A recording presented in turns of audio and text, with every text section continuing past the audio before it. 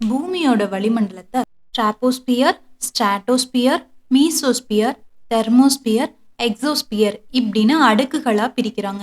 இது மாதிரி தான் நம்ம பூமியையும் crust, upper mantle, lower mantle, outer core, inner core இந்த மாதிரி அடுக்குகளா பிரிக்கிறாங்க. இந்த அடுக்குகள்ல அவுட்டர் கோர், இன்னர் கோர், அதாவது பூமியினோட மையப்பகுதியை பத்தி தான் இந்த வீடியோல பார்க்க போறோம். பூமியோட வெளிப்புற மையம் திரவ நிலையில இருக்குது.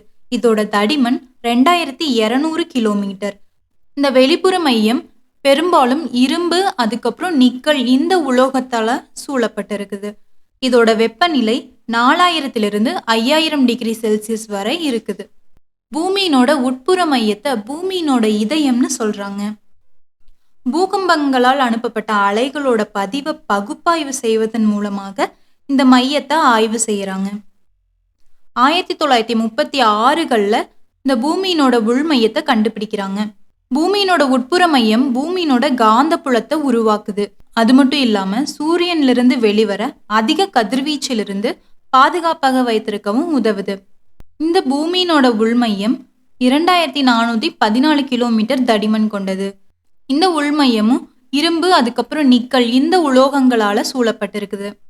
இதோட வெப்பநிலை 4000 5000 டிகிரி செல்சியஸ் வரை இருக்குது. இதோட வெப்பநிலை எவ்வளோ அதிகமா இருந்தாலும் கூட உள்மையத்துல காணப்படுற அழுத்தம் காரணமாக இந்த உள்மையம் திடநிலையில இருக்குது.